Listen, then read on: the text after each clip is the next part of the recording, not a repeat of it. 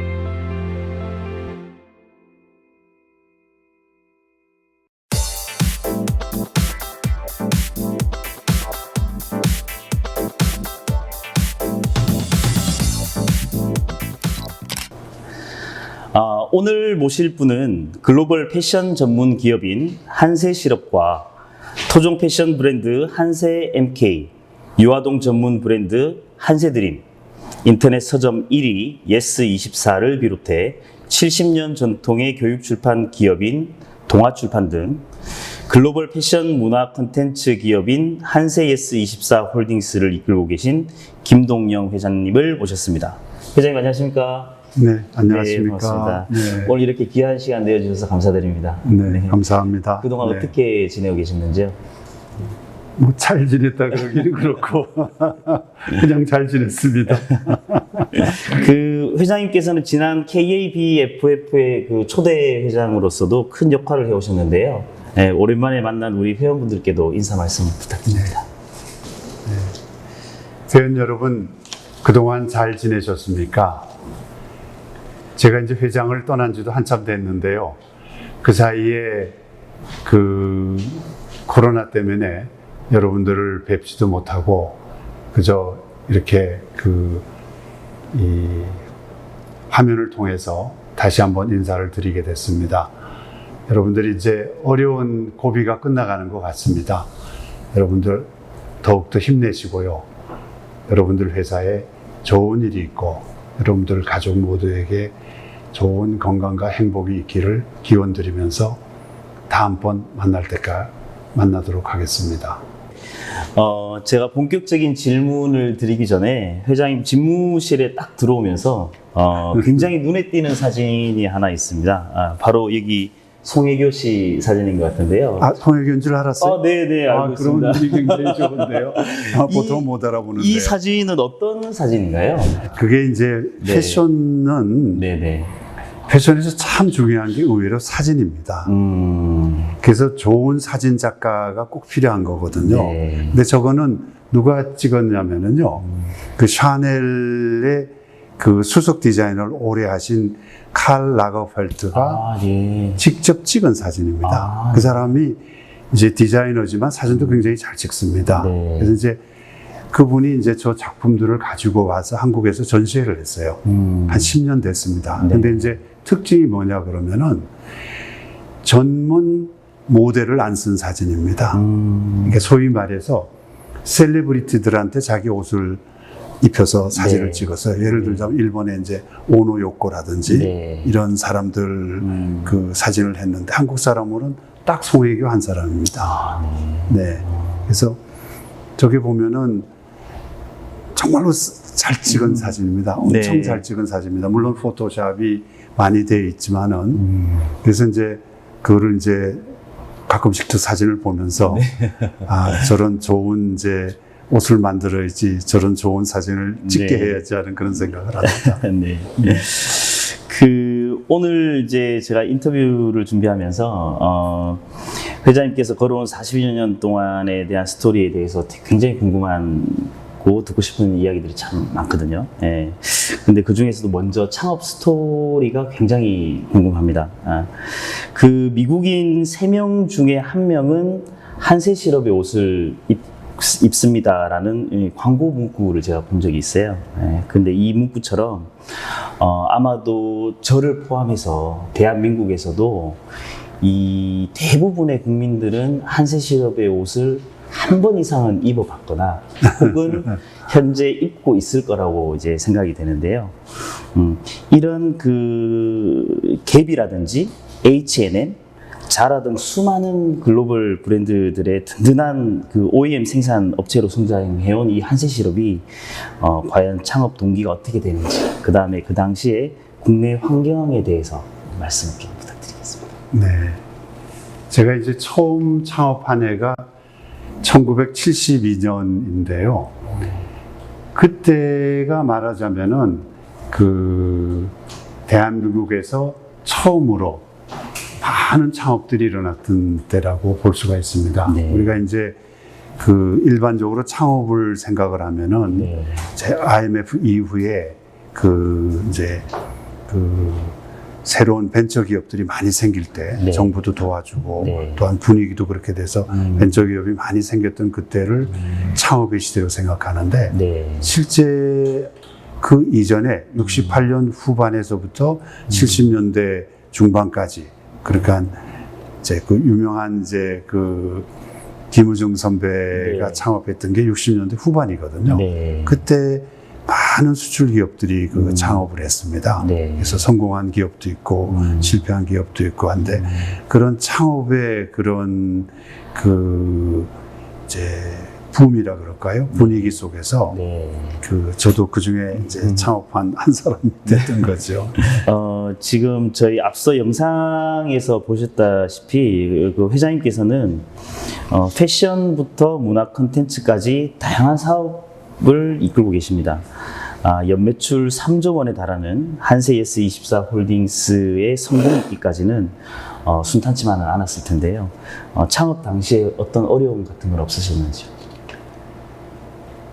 제가 이제 72년에 창업을 해가지고 네, 79년에 한번 어려운 일을 겪었어요. 네, 네. 그리고 이제 3년 뒤에 82년에 다시 시작을 했는데 네. 그게 이제 처음에 만든 회사는 한세 통상입니다. 네.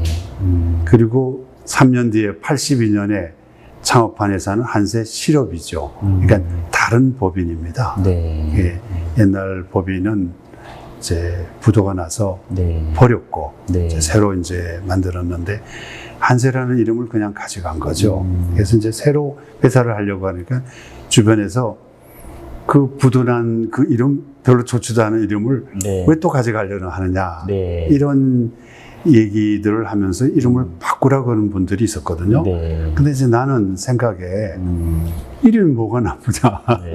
내가 실력이 없어 부도가 난 거지. 그 이름 내가 정한 거거든요. 네. 뭐 그때는 이름을 되게 점쟁이들한테 가서 하는데 내가 그냥 만든 겁니다. 그래서 한이라는 건 대한민국이고 세는 세계거든요. 한국과 세계를 잇는다. 그러니까 무역을 하겠다는 그런 의지를 담은 이름이고 그 이름에 대한 애착이 많이 있었어요. 네. 그래서 그냥 같은 이름을 썼습니다. 네. 네.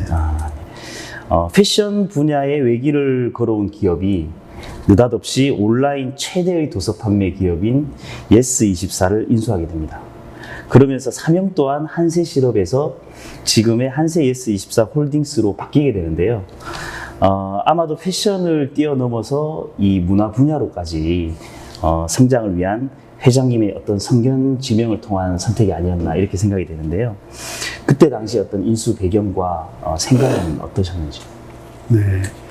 2000년대 초반에 그 한세가 비교적 이제 그 사내 유보를 많이 가지고 있었어요. 네. 그래서 뭔가 새로운 일을 해야 되겠다 해가지고 이제 IMF 이후에 그 어려워진 기업들이 많이 있지 않습니까? 네, 네. 또 그때 또 부동산이 워낙에 쌌어요. 그래서 이제 현금을 가지고 있던 데들이 이제 강남에 큰 부동산들을 네. 사서 많은 이제 차익을 남기고 했는데 이제 어쨌든 저는 이제 회사를 인수를 해야 되겠다고 마음 먹고 여러 회사를 찾았죠. 물론 이제 처음에는 자연스럽게 이제 패션 회사들을 봤습니다. 여러 회사들을 봤어요. 네. 여러 회사들을 봤는데 이상하게 될 것 같은데 안 되더라고요.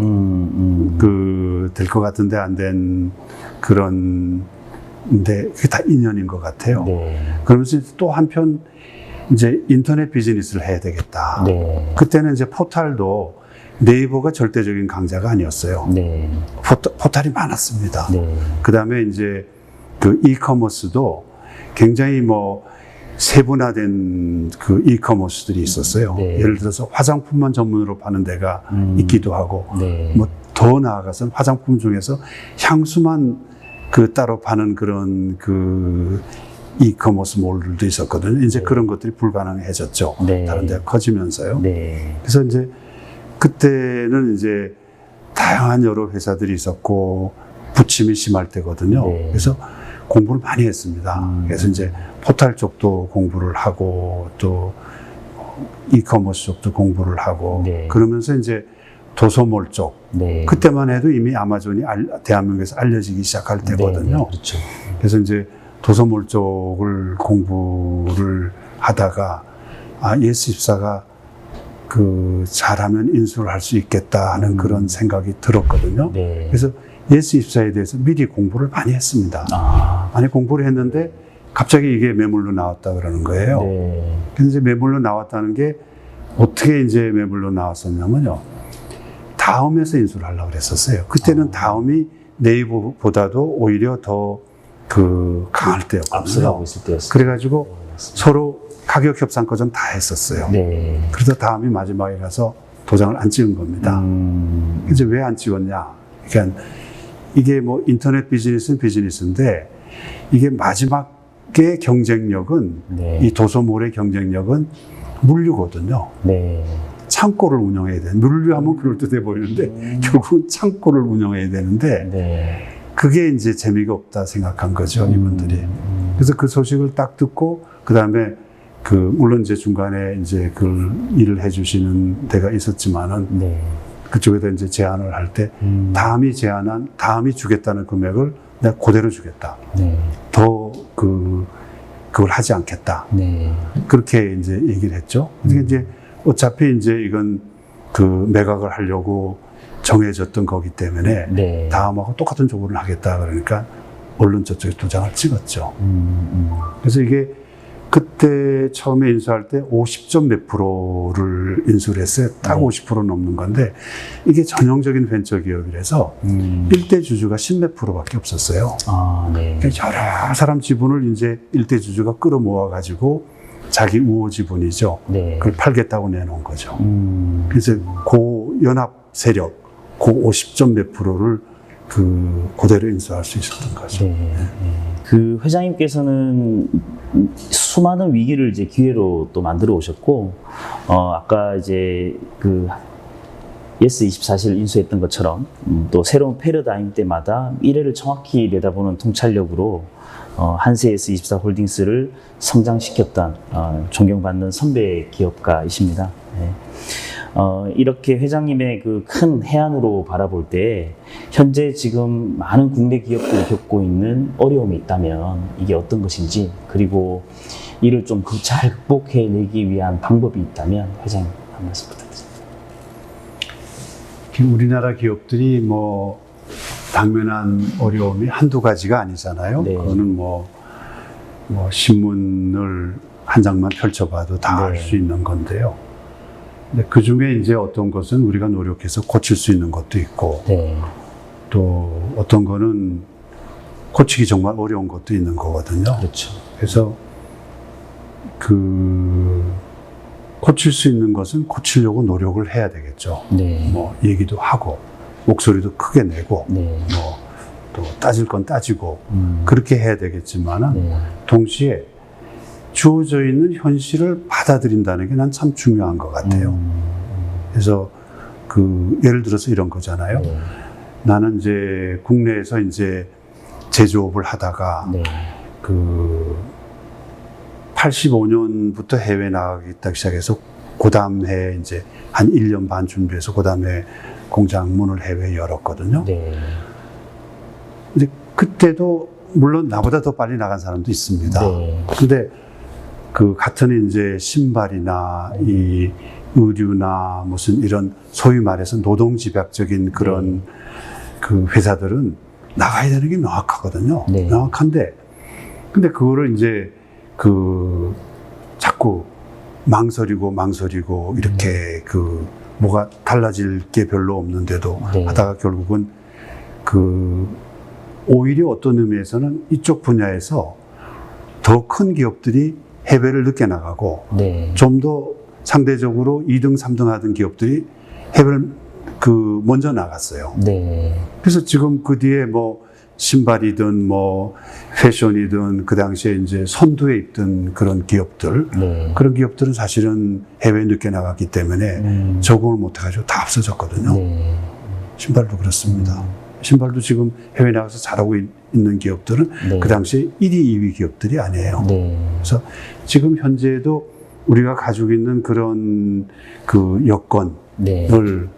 뭐 받아들여야죠. 네. 그러니까 항상 이제 나는 이제 직원들이나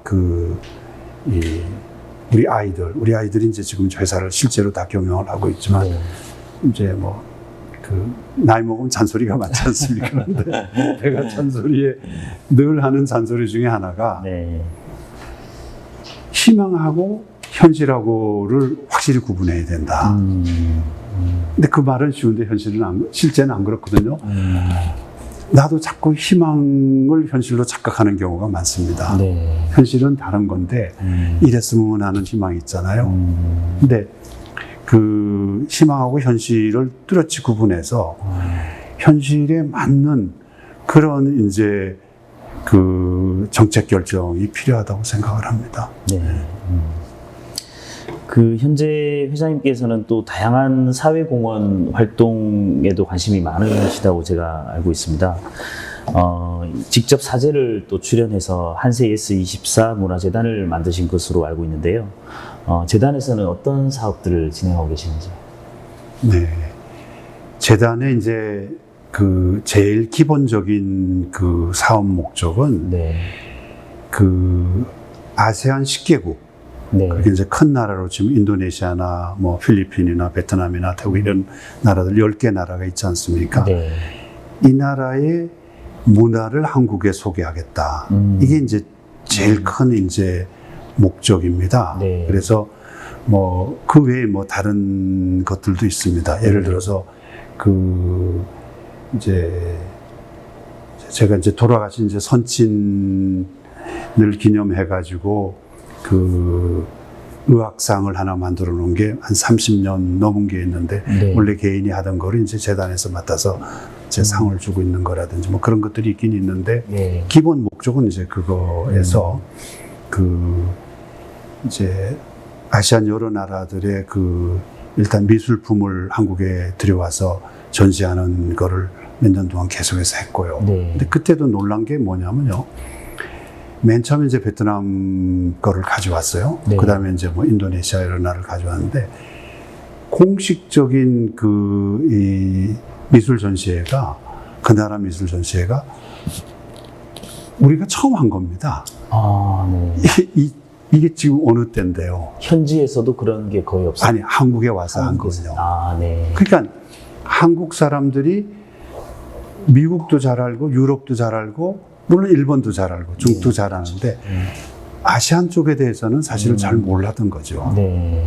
그래서 이제 생각하는 게 그 사람들 우리나라 케이팝 좋아한다. 막 이제 한류가 이런데 있었잖아요. 네. 그 사실은 그 사람들도 우리를 알고 우리를 좋아해 줘야 되지만 네. 우리도 그 사람들을 알고 이제 그 사람들을 좋아해 줘야 네. 이런 관계가 오래 갈 수 있거든요. 네, 그래서 맞습니다. 이제 일단 미술로부터 시작해 가지고 이제 문학 작품을 이제 출판하려고 금년에 이제 그 세 편이 나올 겁니다. 네. 이제 가을쯤에 이제 태국, 인도네시아, 베트남 일단 세 개 나라 거를 하나씩 해서 이제 책을 출간하거든요. 네. 이제 계속해서 하려고 그럽니다.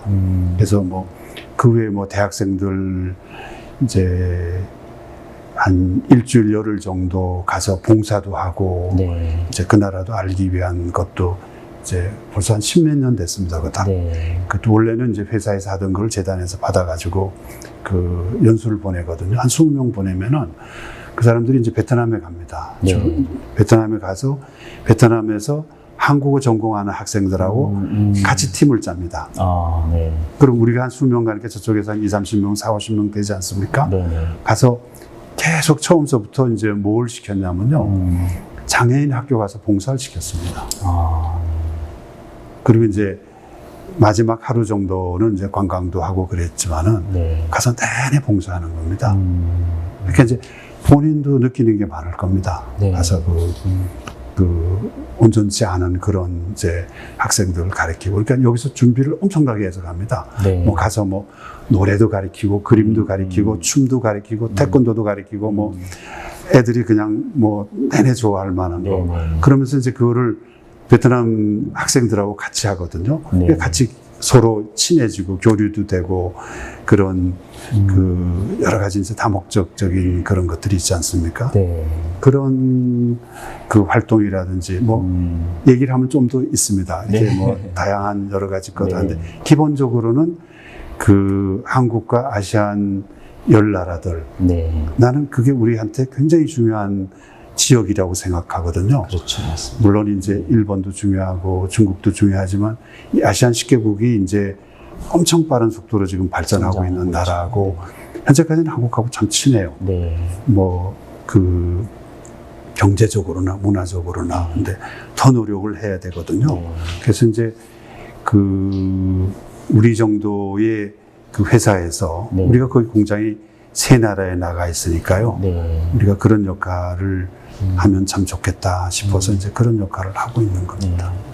또 이런 재단을 통해서 회장님이 하시는 이런 활동들을 통해 가지고 저희 국민들이 또 아시안 국가들을 조금 더 네. 깊이 있게 아는 계기가 되는 네. 또 하는 네. 바입니다. 네. 이제 마지막 질문인데요. 회장님께서는 처음 KAB FF 초대 회장으로서 계시면서 많은 성과를 이룩을 하셨습니다. 현재는 저희 본 포럼이 약 200여 명의 중견 기업가들의 모임으로 자리매김할 수 있는 초석을 또 다져주셨고요. 덕분에 바통을 이어받은 YBN 그룹의 민선식 회장께서도 지금 성공적인 역할을 해주고 계시는데요. 앞으로도 본 포럼이 더욱 성장해 갈 수 있도록 회장님께서도 지속적인 관심과 역할이 필요해 보입니다. 회장님의 각오 한 말씀 부탁드립니다.